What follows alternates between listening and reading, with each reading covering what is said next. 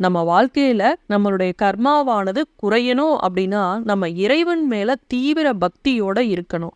அதே போல மற்ற உயிரினங்களுக்கு நம்மளால முடிந்ததை, அதாவது உணவோ தண்ணியோ ஏதாவது ஒன்று தினமும் வைக்கணும். பொதுவாக கர்மா கரையுதுனாவே நம்மளையும் அறியாம நாம இறைவன் மேல தீவிர பக்தி கொண்டு இருப்போம். அதனாலதான் நம்ம வாழ்க்கையில கர்மா கரையுது குறையுது அப்படின்னாவே அதுவரையும் இல்லாத பிரச்சனைகள்லாம் அப்ப பார்த்தீங்கன்னா ரொம்ப விஸ்வரூபம் எடுத்து நிறைய பிரச்சனைகள் வந்து நம்மளை சூழ்ந்து நிற்கும்.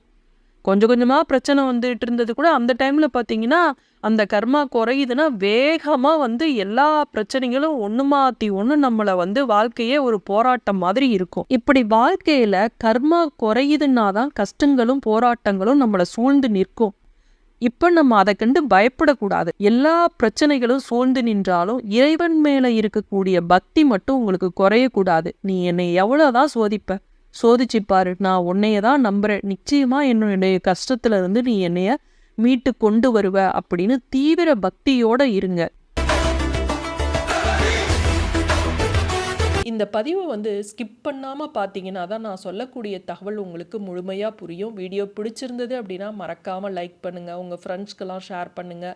புதுசாக பார்க்குறவங்க சப்ஸ்கிரைப் செஞ்சுட்டு பாருங்கள். இந்த முன்னோர்களோட ஆத்மாவாக இருக்கக்கூடிய இந்த உயிரினமானது, காகமானது உணவை எடுக்கலை அப்படின்னா நமக்கு லேசாக மன வருத்தம் இருக்க தான் செய்யும்.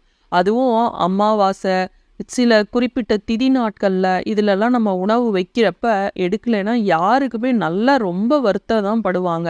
இந்த பிரபஞ்சம் வந்து யார் ஒருத்தர் வேகமாக முன்னேற போறாங்க வாழ்க்கையில, அவங்களுடைய கர்மாவானது முற்றிலும் குறைந்து விட்டது அப்படின்னு இருக்கோ அவங்க வைக்கக்கூடிய உணவை தான் காகம் வந்து எடுக்குமா. கர்மா வந்து இப்ப ரொம்ப நம்மளை சூழ்ந்து நிக்குது, நமக்கு கர்மா இப்பதான் குறைய ஆரம்பிக்குது அப்படின்னா அவங்க வைக்கக்கூடிய உணவை சில சமயங்கள்ல எடுக்காது. அதுவும் குறிப்பா திதி இந்த நாட்கள்ல எடுக்காது.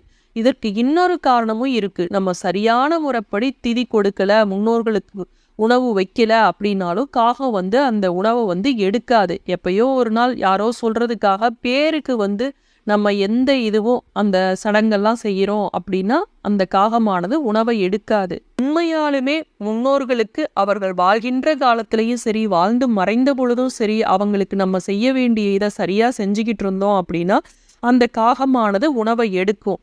ஏதோ பேருக்கு காகத்துக்கு உணவு வைக்க சொன்னாங்க, நல்லது, நான் கொஞ்சோண்டு ஒரு பிடி சாதத்தை கொண்டுட்டு போய் வச்சேன், அந்த காகம் வந்து சாப்பிட்டுச்சு அப்படின்னு வைக்கிறதுக்கு வைக்காமே இருக்கலாம்.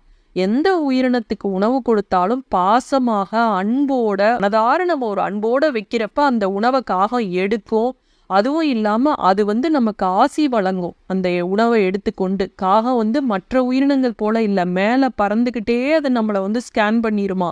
யாரு வந்து பிரியமா அன்போட வைக்கிறாங்க, யார் வைக்கிற உணவை எடுக்கலாம் அப்படிங்கிறத மேல பறந்துகிட்டே தெரிஞ்சிருமா. பணவரவு அதிகரிக்கணும் அப்படின்னா, வீட்டில் செல்வ வளம் பெருகணும் அப்படின்னா காகத்துக்கு வந்து உலர் திராட்சைகளை ஒரு 5-6 உலர் திராட்சை வச்சா கூட போதும். கருப்பு உலர் திராட்சையை தினமும் வைக்கணும். அது மாதிரி செஞ்சுக்கிட்டு வந்தீங்க அப்படின்னா பணவரவு அதிகரிக்கும். இந்த உலர் திராட்சையோட அமாவாசை நாட்கள்ல எள் கலந்து அந்த சாதத்தை வைக்கலாம். மற்ற நாட்கள்ல தயிர்ல எள்ளு கலந்து அந்த சாதத்தை வைக்கிறதுனாலும் நல்ல பணவரவு உண்டாகும். வீட்டுல வந்து செல்வ வளம் அதிகரிக்கும், கர்மா குறையும். எனக்கு உலர்திராட்சை வாங்கலாம் வசதி இல்லைங்க அப்படின்னு நினைக்கிறவங்க எதுவும் வேணாம். தினமும் கொஞ்சம் தண்ணி, ஒரே ஒரு பிஸ்கட்டோ மிச்சரோ இல்லை நீங்க சாப்பிட்ற ஒரு கைப்பிடி சாதம் அதை கொஞ்சோண்டு கொண்டுட்டு போய் நீங்க மனதார வச்சிங்கனாவே போதும். மீண்டும் இது போன்ற காணொளியில் சந்திக்கும் வரை நன்றி, வணக்கம்.